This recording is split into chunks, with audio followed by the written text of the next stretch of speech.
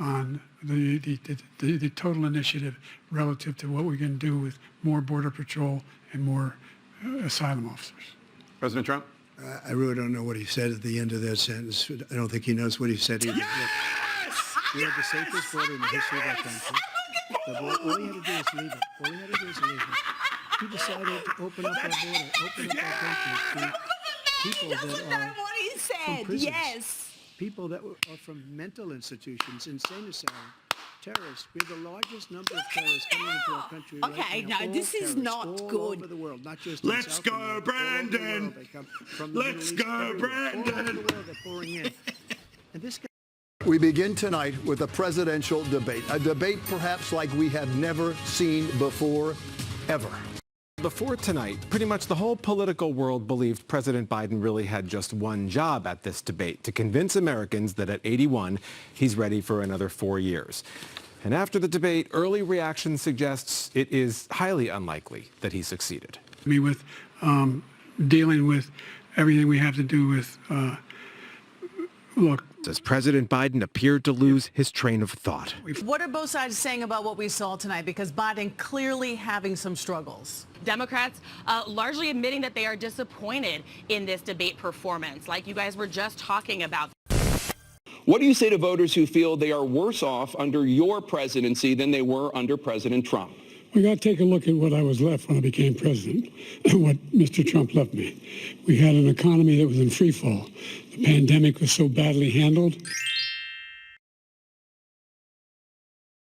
Many people were dying. All he said was, it's not that serious. Just inject a little bleach into your arm.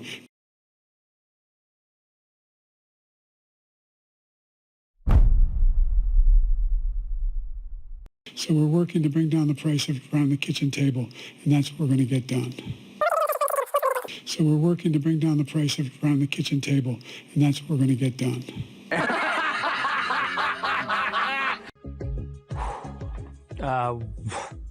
What we have just seen is one of the most unbelievable hour and a halves of political craziness that you can possibly imagine.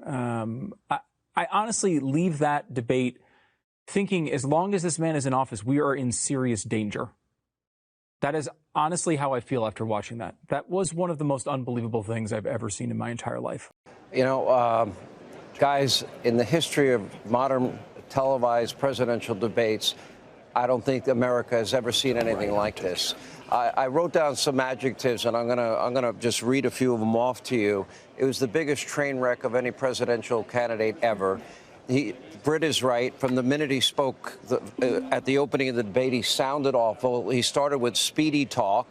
He looked terrible. Maybe the worst part of all of this is when he wasn't even speaking, he was staring out like an empty vessel or vacant, to use Martha's words. He was incoherent. This is after a full week of prep, mumbling, bumbling, stumbling, dazed, confused, struggling. You know, he had a brain fart twice during the debate. The moment Joe Biden entered the stage, he shuffled his way to the microphone and he looked like he was in desperate need of assistance. Now, after just 10 minutes on stage, it appeared as though he was falling asleep at the podium. His eyes were shut for a few moments as if he was going into a micro-sleep before suddenly he opened up his eyes and he was back with us again. And he continued to do that throughout the first half of that debate. But that was just the beginning.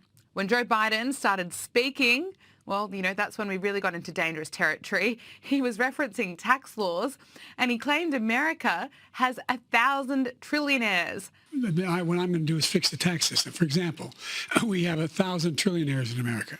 Look, I'm not sure if that's the case, Joe Biden, but look, sounds great. And what's your initial takeaways? For those who stuck around, they saw the sitting president struggle with his stutter, his speech impediment, which we've known about for a while, but also really looked like he was struggling with his age. You know, he was not really in command the whole time. Joe Biden absolutely failed this debate. I mean, he comes out with an absolute F, maybe a D- to be charitable. What do you think characterized each man's performance? Donald Trump came out sort of swinging and clearly was going to be attacking Joe Biden on everything from the border to inflation. It was a debate. Attacked his family, attacked his son. It was a debate. And Joe Biden was really on the ropes almost the entire debate. He stumbled a lot. He froze at one point before the camera. He had some faltering statements throughout. His voice was faltering.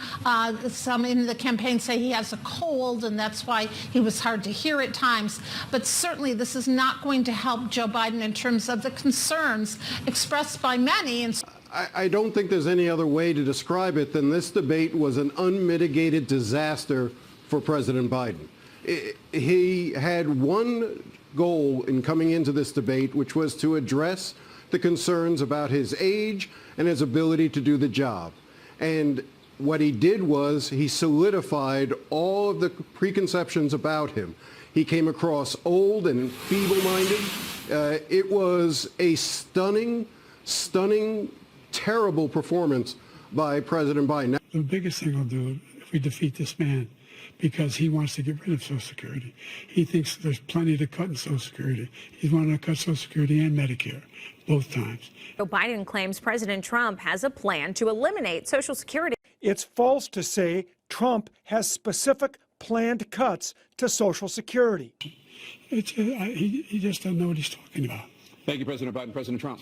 So I've dealt with politicians all my life. I've been on this side of the equation for the last 8 years. I've never seen anybody lie like this guy. He lies. I've never seen it. He could look you in the face about so many other things, too. And we mentioned the laptop. We mentioned Russia, Ukraine. Everything he does is a lie. It's misinformation and disinformation. The losers and suckers story that he made up is a total lie on the military. It's a disgrace. But Social Security, he's destroying it because millions of people are pouring into our country, and they're putting them onto Social Security. They're putting them onto Medicare, Medicaid. They're putting them in our hospitals. They're taking the place of our citizens. What they're doing to the VA, to our veterans, is unbelievable. Our veterans are living in the street, and these people are living in luxury hotels. And we're learning more about where many are staying at taxpayer expense. The city is renting some 5,000 rooms at a swanky hotel just 1 block from Times Square with spectacular views of the iconic skyline. Rooms cost up to $700 per night. Officials are keeping the cost of all of this under wraps, but a similar package to house the homeless during the early days of the pandemic came at a $300 million tab. He doesn't know what he's doing, and it's really coming back. I've never seen such anger in our country before. John, one word. Excruciating.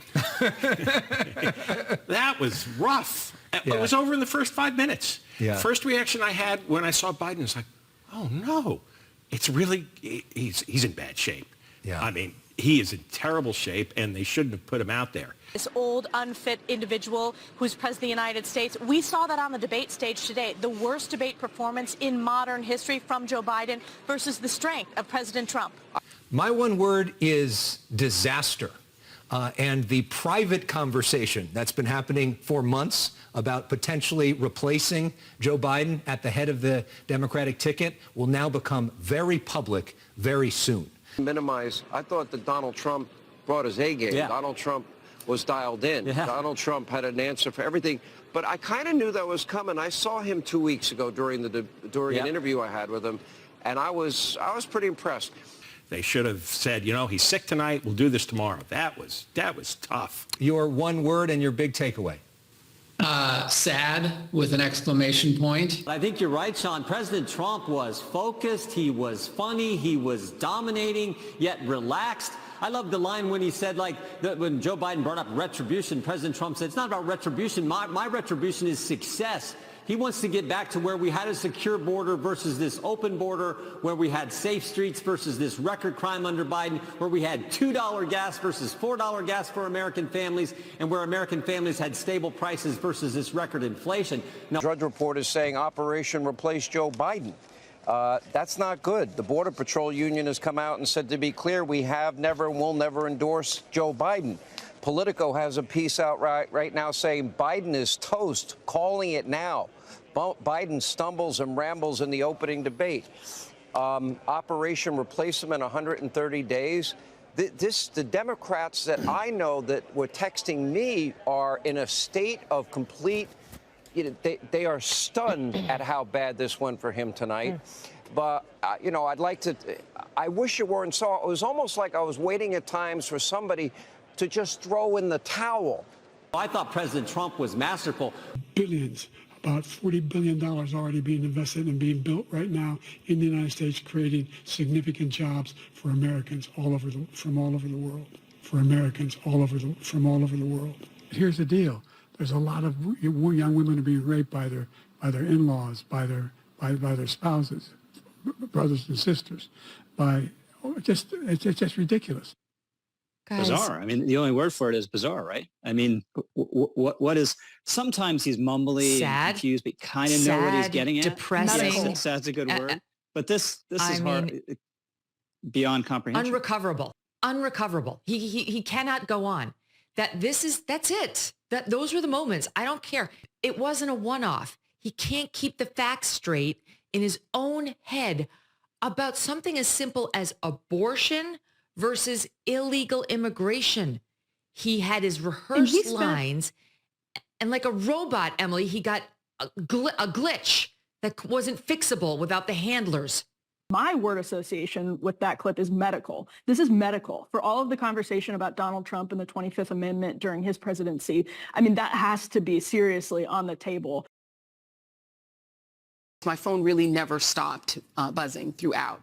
And the universal reaction was somewhere approaching panic. The people who were texting with me were very concerned about President Biden seeming extremely feeble, seeming extremely weak. And President Biden had one job tonight.